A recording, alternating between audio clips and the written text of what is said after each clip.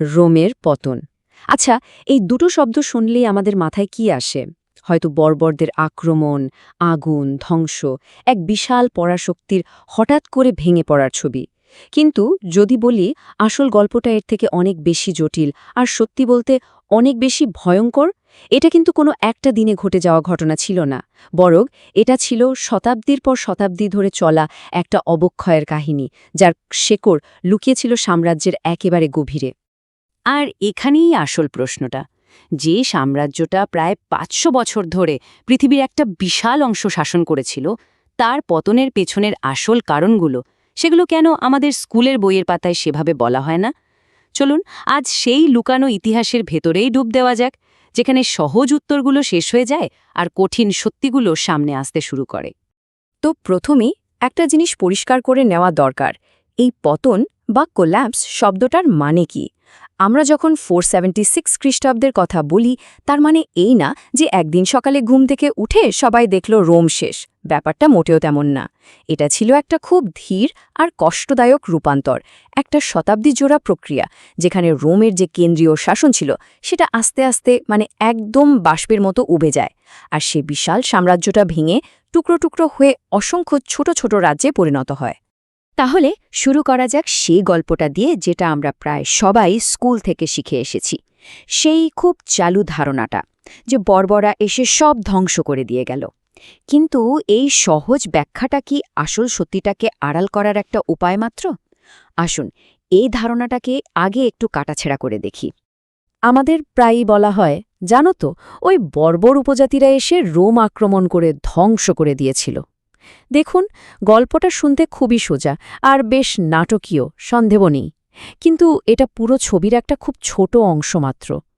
আসল সমস্যাটা শুরু হয়েছিল আরও অনেক আগে, রোমের নিজের ভেতরেই। ভাবুন তো, কোনো একটা বিশাল বিল্ডিং কি বাইরের সামান্য আঘাতে ভেঙে পড়ে? পড়ে না, যদি না তার ভিত্তিটা ভেতর থেকে উইপোকায় খেয়ে ফেলে। রোমের ক্ষেত্রেও ঠিক এটাই হয়েছিল। বাইরের শত্রুরা বড় আঘাত হানার অনেক আগেই সাম্রাজ্যটা ভেতর থেকে ক্ষয়ে যাচ্ছিল, পচনটা ভেতরেই ধরেছিল। এই পচনের শুরুটা খুব স্পষ্টভাবে দেখা যায় তৃতীয় শতাব্দীতে। ইতিহাসবিদরা একে বলেন তৃতীয় শতাব্দীর সংকট। একবার কল্পনা করুন, মাত্র ৫০ বছরে ২০ জনেরও বেশি সম্রাট, আর তাদের প্রায় কাউকেই স্বাভাবিক মৃত্যুবরণ করতে হয়নি, সবাইকে হত্যা করা হয়েছে। এর মানে কি দাঁড়ায়? মানে হল, সাম্রাজ্যটা বাইরের শত্রুদের সাথে লড়ার বদলে নিজেদের মধ্যে একটা লাগাতার গৃহযুদ্ধে ডুবেছিল। এই ভয়াবহ রাজনৈতিক অস্থিরতা রোমের শাসন ব্যবস্থার মেরুদণ্ডটাই ভেঙে দিচ্ছিল।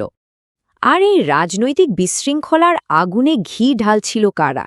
অভিজাত শ্রেণী, যারা সবচেয়ে ধনী, সবচেয়ে প্রভাবশালী। সেই সেনেটররা, তারা সাম্রাজ্য রক্ষার দায়িত্ব থেকে নিজেদেরকে পুরোপুরি সরিয়ে নিয়েছিল। সেনাবাহিনীকে টাকা দিতে হবে, তারা দেবে না। নিজেদের বিশাল বিশাল খামার থেকে লোকজনকে সৈন্য হিসেবে পাঠাতে হবে, সেটাও তারা করবে না। দায়িত্ববোধের এই যে চরম অভাব, এটাই রাষ্ট্রকে ভেতর থেকে একদম ফাঁপা করে দিচ্ছিল। তৎকালীন একজন ঐতিহাসিক আমিয়ানাস মার্সেলিনাস পরিস্থিতিটা খুব সুন্দরভাবে তুলে ধরেছেন। তিনি বলেছিলেন, শাসকরা নিজেরাই রাষ্ট্রের পতনকে আরও দ্রুত ডেকে আনছিল। তারা সব সময় আতঙ্কে থাকত যে কখন তাদের বিরুদ্ধে ষড়যন্ত্র হয়, আর এই ভয়ের কারণে তারা সাধারণ নিরীহ মানুষদের জন্য এক আতঙ্কের কারণ হয়ে দাঁড়িয়েছিল। যখন শাসকরাই ভয়ের কারণ হয়ে দাঁড়ায়, তখন সেই রাষ্ট্রের পতন তো অনিবার্য। রাজনৈতিক অস্থিরতা তো ছিলই, কিন্তু এর পাশাপাশি আরও কিছু নীরব ঘাতক কাজ করছিল, যা রোমের ভিত্তিটাকে একদম দুর্বল করে দিচ্ছিল। এই দুটো হল অর্থনীতি আর জনস্বাস্থ্য। এই দুটো বিষয় প্রায় ইতিহাসের আলোচনায় তেমন গুরুত্ব পায় না, কিন্তু এরাই ছিল আসল ভিলেন। এই অর্থনৈতিক পতনের চক্রটা বোঝাটা খুব জরুরি। দেখুন, বিশাল সেনাবাহিনী আর প্রশাসনের খরচ সামলাতে গিয়ে সম্রাটরা একটা ভয়ঙ্কর বুদ্ধি বের করলেন। তারা মুদ্রার মধ্যে রূপার পরিমাণ কমাতে শুরু করলেন। ধরুন, একটা মুদ্রা যেটা আগে প্রায় 100% খাঁটি রূপার ছিল, সময়ের সাথে সাথে তাতে ভেজাল মেশাতে মেশাতে এমন অবস্থা হলো যে ওটা নামে মাত্র রূপার মুদ্রা হয়ে দাঁড়ালো। সাধারণ মানুষ তো আর বোকা নয়, তারা যখন এই প্রতারণাটা ধরে ফেলল, তখন মুদ্রার ওপর থেকে সবার আস্থা উঠে গেল। ফলাফল ভয়াবহ মুদ্রাস্ফীতি বা হাইপার ইনফ্লেশন। জিনিসপত্রের দাম আকাশ ছোঁয়া। এই মুদ্রাস্ফীতি রোমের অর্থনীতির জন্য এক নীরব ঘাতক হিসেবে কাজ করেছিল।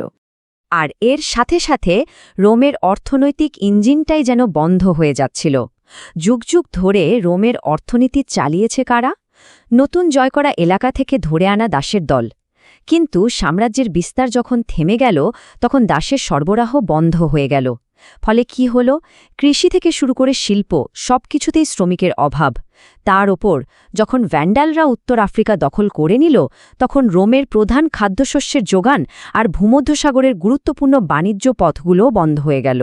সব মিলিয়ে সাম্রাজ্যের কোষাগারের টাকা আসাই প্রায় বন্ধ। আর এই ভয়াবহ অর্থনৈতিক সংকটের ওপর মরার ওপর খাড়ার ঘায়ের মতো এসে পড়ল একের পর এক মহামারী। অ্যান্টোনাইন প্লেগ, সাইপ্রিয়ানের প্লেগ, এইসব ভয়াবহ রোগে সাম্রাজ্যের জনসংখ্যা আক্ষরিক অর্থে কোথাও কোথাও অর্ধেক হয়ে গেল। এর ফল কি হলো ভাবুন? সেনাবাহিনীতে যোগ দেওয়ার লোক নেই, খামারে কাজ করার কৃষক নেই, আর রাষ্ট্রকে কর দেওয়ার মতো নাগরিকও নেই। এই জনতান্ত্রিক বিপর্যয় সাম্রাজ্যের প্রত্যেকটা ব্যবস্থাকে ভেতর থেকে পঙ্গু করে দিয়েছিল। সময়ের সাথে সাথে রোমের পতন নিয়ে ঐতিহাসিকদের ধারণা কিভাবে বদলেছে সেটা দেখাও কিন্তু খুব মজার। যেমন ধরুন, অষ্টাদশ শতকে এডওয়ার্ড গিবনের মতো ঐতিহাসিকরা বলতেন নৈতিক অবক্ষয় আর খ্রিস্টধর্মের উত্থানের জন্য দায়ী। কিন্তু আজ একবিংশ শতকে কাইল হার্পারের মতো ঐতিহাসিকরা ডিএনএ বিশ্লেষণ বা জলবায়ুর পুরনো ডেটার মতো নতুন নতুন বৈজ্ঞানিক প্রমাণ ব্যবহার করছেন।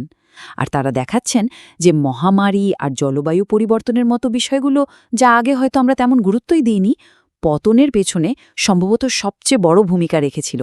তাহলে বর্বরদের ভূমিকাটা ঠিক কী ছিল? তারা কিন্তু কারণ ছিল না, তারা ছিল অনুঘটক বা ক্যাটালিস্ট। মানে তারা এমন একটা দুর্বল কাঠামোর ওপর শেষ ধাক্কাটা দিয়েছিল, যেটা ইতিমধ্যেই ভেঙে পড়ার জন্য তৈরি ছিল। রোমের সেই বিখ্যাত সেনাবাহিনী লিজিয়ন্স, তারাও আর আগের মতো ছিল না। দেশপ্রেমিক রোমান নাগরিকদের বদলে সেনাবাহিনী ভরে গিয়েছিল বিদেশি ভাড়াটে সৈন্যদের দিয়ে, বিশেষ করে জার্মানিক গোত্রের যোদ্ধাদের দিয়ে। এদের আনুগত্য কার প্রতি ছিল? রোমের প্রতি না, তাদের আনুগত্য ছিল সেই জেনারেলের প্রতি যিনি তাদের বেতন দিতেন। পরিস্থিতিটা এতটাই বদলে গিয়েছিল যে শেষ দিকের ল্যাটিন ভাষায় সৈনিক বোঝানোর জন্য বারবারোস বা বর্বর শব্দটা ব্যবহার হতে শুরু করে। একবার ভাবুন তো ব্যাপারটা, যে শব্দটা দিয়ে শত্রুদের বোঝানো হতো সেই শব্দটাই এখন ব্যবহার হচ্ছে নিজের দেশের রক্ষকদের জন্য।